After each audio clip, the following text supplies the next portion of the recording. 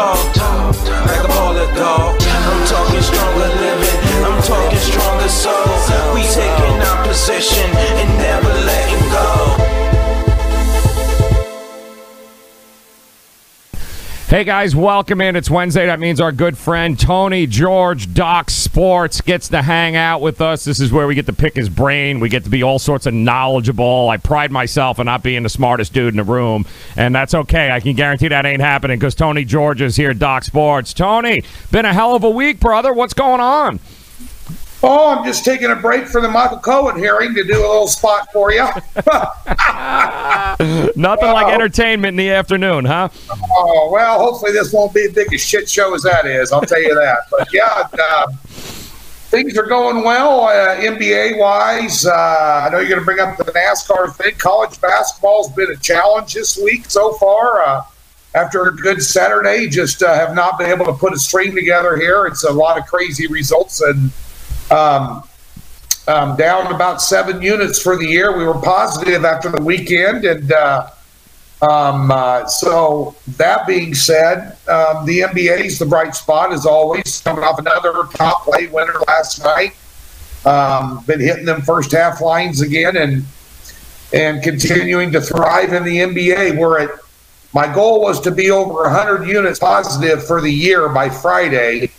And that was my goal on Monday. We sit on Wednesday, and I'm 3 units shy. So we got a big, not a big play, but an average play tonight, a 4-unit play tonight that hopefully will get us over 101 before Friday. And, of course, maintain over 101 headed into the weekend, Joe, as the season's getting short now. Yeah, it's you mentioned the NBA, and it's a lot of heads are scratching right now, Tony, because you have teams like, the Knicks. They were supposed to be tanking, and yet they're covering, and they're beating Orlando, and they're beating the San Antonio. Like, what? How do you approach this time of year with the Phoenixes, the Clevelands, the Knicks of the world? Like, I mean, how do you go into handicapping these tanking teams? Well, we had Orlando in the first half line in that game. They covered it, then lost outright. So they got complacent the second half against a weak sister. And I've said this on your show before, and I'll say it again. I don't give a rat's ass if you're fading Phoenix, New York, some of these other teams that seem to be falling by the wayside, Dallas on the road, Memphis, whatever. Everybody playing in the NBA is a frickin' baller. I'm telling you, I know guys that have played in the NBA. I've had hour-long conversations with them. Eric Piakowski used to play at Nebraska, the Polish Rifle.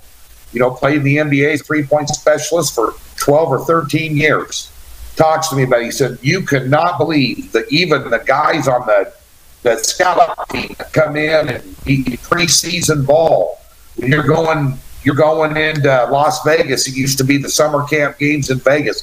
He goes, there's not a single guy involved in the NBA that is not a flat-out frickin' baller. And you don't bring your A game against them, you're not going to win. Or you're definitely not going to cover big spreads. But, you stick with those teams. And then, like I mentioned, from the 5th place down to about the 12th place, right now, they're all vying where there's 5 or 6 games hanging in the balance between all of them to get them in the playoff hunt. Those teams are going to be consistently good every night, and then good teams in big games are going to be good. Right. Like Denver last night against Oklahoma City. Now, I had the under in that for a huge play, which scared the shit out of me because Billy Donovan, you saw a team there that's kind of on the outside of the bubble looking in, that was calling, that was fouling with 30 seconds left, down 11. Of course, Denver was making all those free throws. They were missing a shot, fouling Denver right again with 18 seconds left. Denver making all those free throws. That scares the shit out of you when you're on the under 236 and a half. And it lands on 233 at the end of the game. But that was an example of the team that's on the bubble that was still willing to play hard and try and win a game inside of a minute when they're down double digits. These games are important to these teams.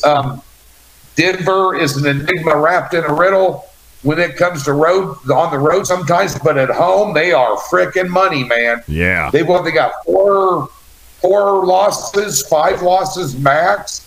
They're in Denver, and we talked about this before.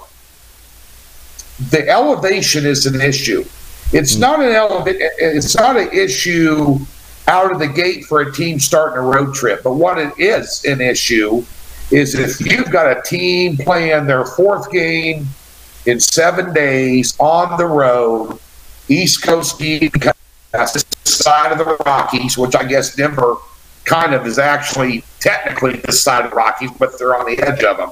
But it's an East Coast team playing a West Coast team, and they get out there out of elevation and they fade late in games. That's a huge advantage for Denver. But Oklahoma City was coming in there fresh, and they gave it all they had. But Denver is just almost unbeatable in there, Joe. I mean, if you got a number under 5 or 6 against almost anybody, you really got to take a strong look at it. Yeah, well, especially at home because those numbers are crazy and a lot of things taken into consideration. Certainly in the NBA, you talk about schedule and making sure that you understand. It's all about scheduling. But in college hoops this time of year, how much focus do you give to teams and how well they've done on the road, especially when we start getting into tournament time? How important are road records to you? Very important. Extremely important. Of course, the successful teams are going to have success on the road, but when you mention March Madness, let's go ahead and skip the NCAA tournament for a minute. Let's skip the big dance. I find an absolute boatload of value in the NIT tournament, and I'll tell you why. Wow. Because those are home and road games. They're not neutral site games. The only time they have a neutral site in the NIC tournament's down Madison Square Garden, And between them and there, ask yourself a question: how many bubble teams they should have been in? This team should have been in. Now they're in the NIT. Instead, maybe they're a fade team in the NIT because they're disappointed to be there. They should have been in the big dance. But the bottom line is, I'll tell you why those teams are in the NIT tournament. They couldn't freaking win on the road. There you go. And now they're on the road in the NIT tournament. Road teams have a tough time covering in the NIT tournament because they had a tough time playing anybody on the road in the regular season. Mm-hmm. And so you want to take a look at those home-road dichotomies. And I'm not saying that every road team in the NIT tournament is going to lose straight up and against the spread, but I'll damn well guarantee you more than 65% of them will. Especially in the first round, they couldn't win. I mean, if you had Team A that was the first team out in the NCAA tournament, and they're at home, in the first round of the NIT tournament, and they're laying 16 against Jacksonville State or something, an Ohio Valley team, a Sun Belt team, they might not bring their A game. They're going to be disappointed about not being in the big dance, but they are playing at home. And you think, well, they're just going to kill Team A. They got a little hangover about missing the tournament. But, then again, you got a team at home that's, hey, we had an 18-win season.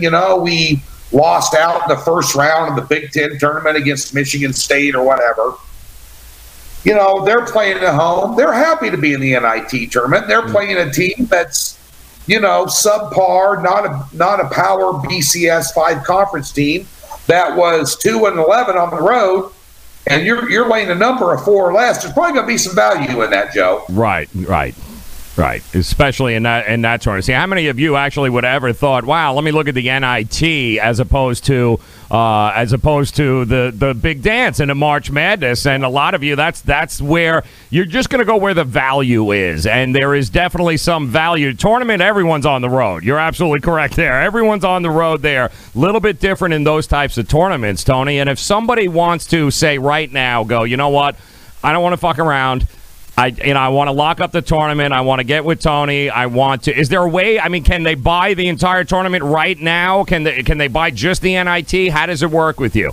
Well, we'll do a March Madness package. I don't know what it's going to be yet. We haven't got there yet. I'm hoping the one thing I can tell you, and I cannot brag about a college basketball season that year to date's down 7 units right now, and couple $1,000 in big. I mean, hey, look, I tell it like it is. I don't pull any punches. But I can tell you that in 2014, 2015, over at monitoring place called Sports Watch, I was the number one March Madness capper 2 years in a row. And 1 year won 71%. It's a different season, though, isn't it? I mean, that's its own. It's totally different. It's totally different. Totally different. Yep. And that's where you bring experience into play. So I'm hoping we gain some momentum here down the stretch in the conference championship tournaments as well, and then get into March Madness where we really shine. And so there'll be a package. I'll have it dirt cheap. It'll probably be like $120 or something. And there'll be about 40 plays. And I don't go nuts. The NCAA tournament, if you want to know what the NCAA tournament is going to be like this year, the big dance, I want you to go back to last Saturday, and I want you to watch the LSU-Tennessee game. Because that's exactly what March Madness is going to be in the NCAA tournament. Yeah. It's going to boil down to free throws. It's going to boil down to a couple key turnovers inside of 4 minutes left in the game. It's going to come down to somebody fouling out. And it's going to come down to a shitty call by the refs. That's what it's going to come down to. And I will tell you, anybody watching this, if you spread it around a whole bunch and lay a bunch of numbers in that tournament in the first round because you're all excited, you're coming to Vegas, you and your buddies are taking the day off and going to the sports bar all day long, and you're going to do a bunch of 5-teamers and this, that, and the other, checks in the mail, and I promise not to get you pregnant deal. I'll tell you what, right now, you're going to lose your ass. Outside of the top 10 teams in college basketball, I don't think there's even, whether you're a handicapper, whether you're a journalist like yourself, a sports journalist, or you're a sports writer that has nothing to do with gambling, or the occasional fan. The statement is this.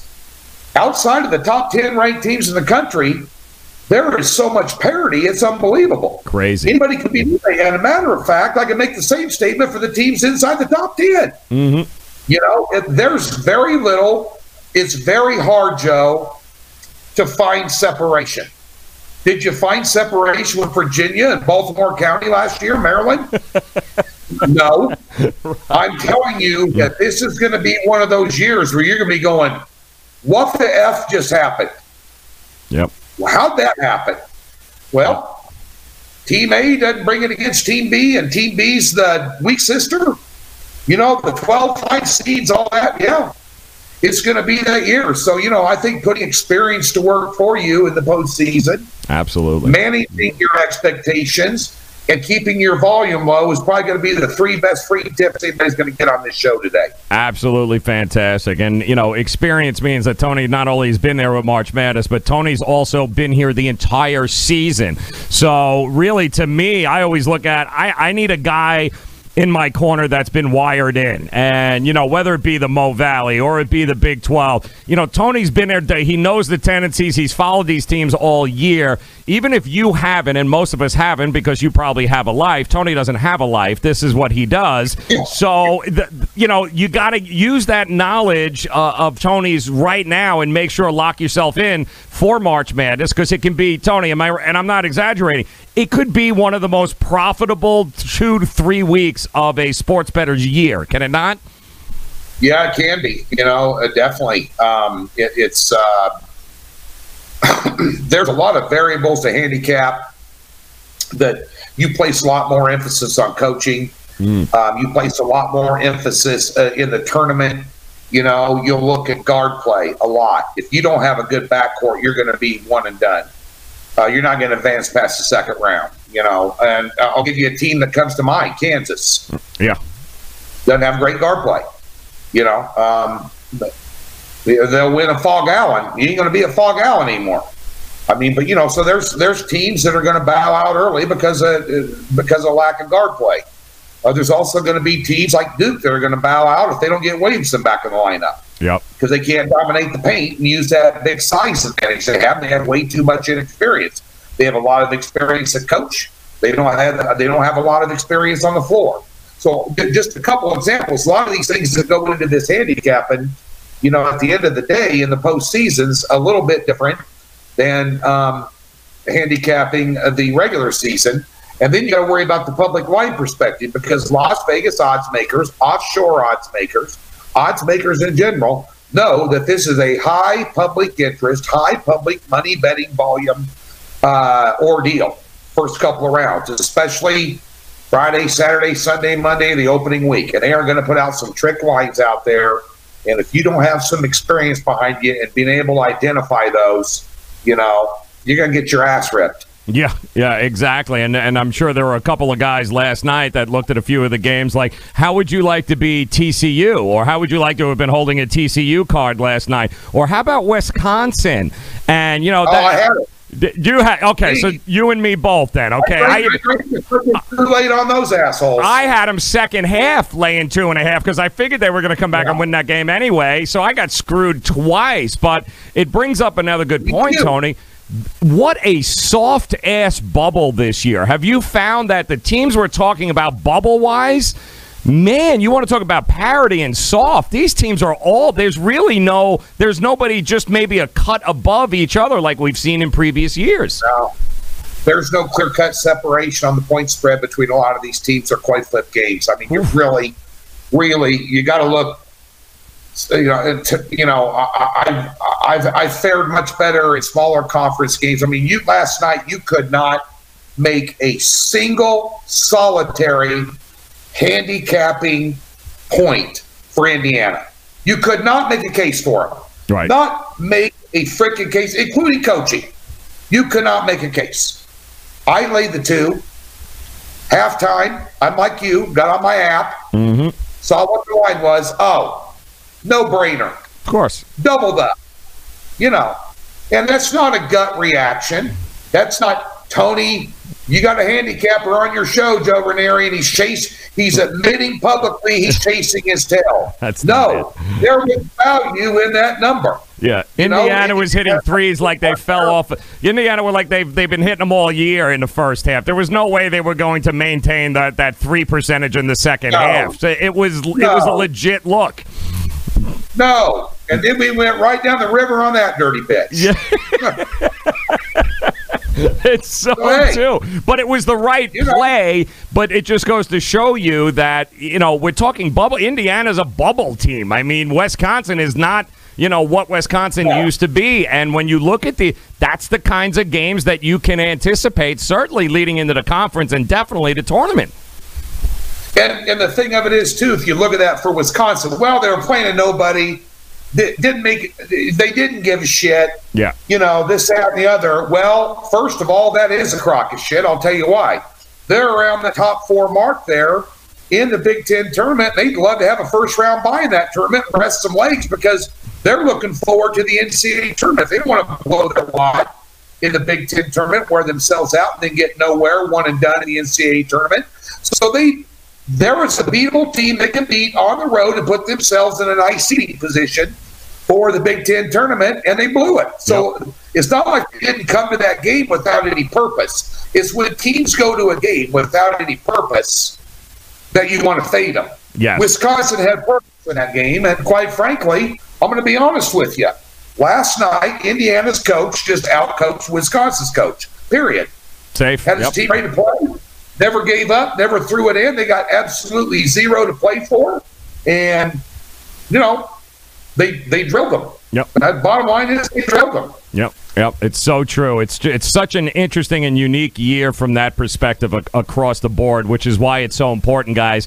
You got to have somebody who has been there, been in the trenches, been following this across the board, these conferences, like Tony. DocSports.com. Follow the links below here, guys. The packages will come out, but hop on board now. There's no reason not to finish out the college year or the NBA year on a positive note.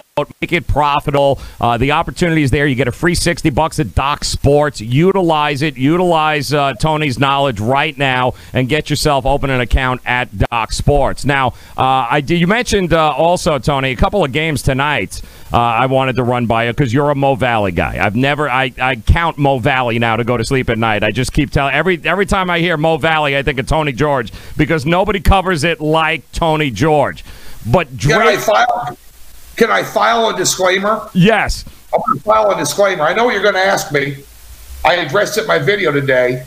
The top 3 teams in the Mo Valley vying for first place are all playing tonight. That would be That would be Mo State +2 on the road. That would be, and I don't have the schedule in front of me. That would be, don't tell me. Okay. You got Loyola at Northern Iowa laying 1.5. And you got Drake home against Indiana State.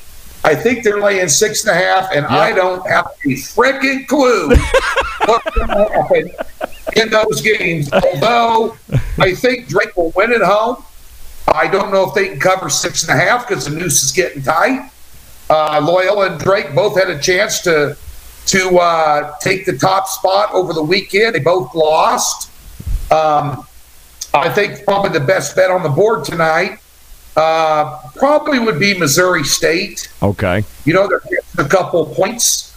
They could be the sleeper to win the regular season crown, but you know, I think Drake's got the best chance of winning because they're at home. But I don't know if they have the best chance of winning at -6.5. But yeah, there's 3 huge games tonight in the Missouri Valley, Joe. And I'm telling you, the home road dichotomy in the Missouri Valley, teams just were dominating, is out the window here.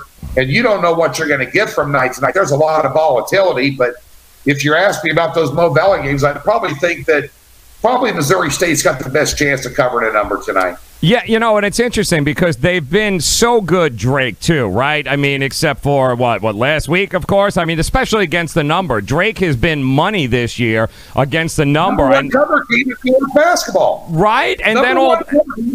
basketball. I've been riding them like a redheaded stepchild. I rode them on Sunday, and they tanked. Thank you. Thank you very much. So it's so hard, and I think it's a tank because to your point, it's getting to be that time of year. It's the noose is getting a little tighter, even around teams like Drake, who have been number 1. They've been one of the most profitable teams all year. Now they're at home, which is great, but you got to lay 6.5 tonight. That's a dangerous number. Yeah, it is, with a lot on the line. These kids, the pucker factor. It's like it's kind of like when you're golfing with your buddies and the team the foursome in front of you is slower than shit. They let you play through and you're up on the tee box. Now you got 4 guys you don't know watching you tee off. All of a sudden it's just harder to get one down the middle. That's the old pucker factor, and that's kind of what's going on right now with these basketball teams. And bear in mind that Drake is a very young team. Yes, they were a bottom feeder. McClure is one of the best players in the league. Don't get me wrong. They got a great player. They lost Nick Norton. They'd probably be running away with this thing. They lost him to a knee injury in late December, early January. But at the end of the day, this is a brand new coach, a young team. They're finding their way. And now you have this young team with a first-time head coach, came from Wichita State under – what's his name Marshall down there. But at the end of the day, now they're experiencing something they haven't experienced before. We're actually in the hunt. They were a doormat last year, Drake was. They couldn't get a monkey or a house fistful of bananas. Mm-hmm. And now, they're in the vying for this. So this is all new territory for these kids and this coach. So it's going to be interesting to see how they react, not only tonight, but the final 3 games, and then of course down in St. Louis during their conference tournament. Yeah. Now, before we get to the game of the night here, your free play, is North Carolina the best team in the country now? I mean, watch what they did and how they methodically took apart a pretty good Syracuse team, of course, which has had a rough stretch. Yeah. But are they honestly number 1? And I don't think it's even close, actually. Well, they're playing better than anybody right now. I can tell you that. Don't discount Duke. They lost Williamson during that game. And, of course, losing to VT last night, VT's had their number up there forever. Right. And the thing of it is, too, is Duke just played 4 games in front of that, including that 5th game last night. Yeah. That's a schedule that nobody in the entire freaking universe wants. Right. I'll guarantee you want to call up Mark Few up there at Gonzaga and ask if he wants to prove himself. And give him that 5-game schedule, he go take a jump off a bridge. I don't want that. But right now, North Carolina probably securing themselves the number 1 seed and playing well for sure. They are pretty good. I mean, I still think Virginia is one of the best teams in the country when they're on. I really do. Virginia, really? Yeah, I do. I think they'll. I think they're going to make a lot. They're going to be in the Elite Eight, So there's a lot. Of course, there's 3 teams in the ACC, maybe 4 that could beat almost anybody on any given night. I mean, yes. Let's not blow any smoke up anybody's ass. The strongest conference by far. You got Kentucky. I think one team you don't want to sleep on is Kentucky. Yeah, big time. They're starting to put it together. It's the old John Calipari, sleight of hand. Oh, we got young players. It's going to take us a while to figure out who we are. We may or may not be good. The old Joe Paterno press conference. Yeah, I know we're playing Youngstown State, but they're a really good team. I don't know if we can beat them with Tom Blackledge at quarterback. Yep. It's a nail biter. We just hope we can try and do the fundamentals correctly. They go out and beat them 50-0. That's the old Calipari, lull you to sleep, false sense of security. That team's getting put together. They've got great guard play, and they are playing some shut-down freaking defense. Yep. And this is a team that can walk through the SEC. They will want to win the SEC tournament. He will want a high seed. He'll be going for a number 1 seed, and you want to have your money on Kentucky down the stretch here. I can tell you that right now. So don't go to sleep on them. No, and it was another gear they hit last night, which was impressive because they sleptwalk. They were 16.5-point favorites against Arkansas last night. They go down in a half there, and all of a sudden they went in and they came out in the second half and they kicked it into another gear. Not only did they make up the 8 points they were down, they ended up beating them by 12 anyway. So that was impressive, and that's John Calipari, and that is Kentucky. Big East game tonight too. Big matchup. People have stuck a fork in Villanova going up against Marquette at home. Is it premature to kill Villanova?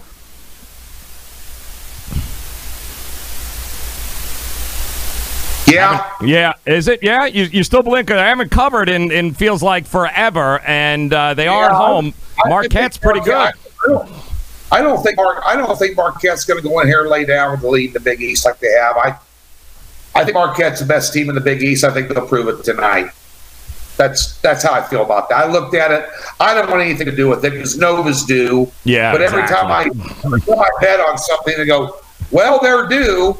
He just got out of prison and hasn't been laid in 12 years in 6 months. Got on good behavior. I'm just sure he's going to go to the strip joint tonight and get laid, and then he doesn't just because he's due. So I want to stay away from that. I did want to mention. I know I'll give out a free play here in a second. And I know we talked about it off the air. Yes. I debuted my NASCAR last weekend. Please. And we haven't done this before. I've got a guy that has been feeding me his NASCAR picks, and they're head-to-head money line plays. So one guy's just got to beat the other guy in the race, and they match up different drivers. And is this like golf? Is it the same concept with those who got? Okay, same thing.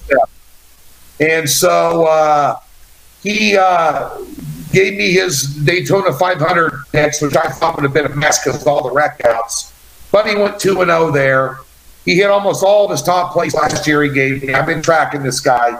He knows every driver's tendencies, every track tendency, who's got what engine in their car, who's the tire changer, the gas man, the crew chief, strategy, this certain driver's track records, his times, where they've improved or not. He knows everything about everything. We debuted it last week. Kurt Busch over Ryan Blaney, top pick, had 3 picks, 16 units of picks, 3-0.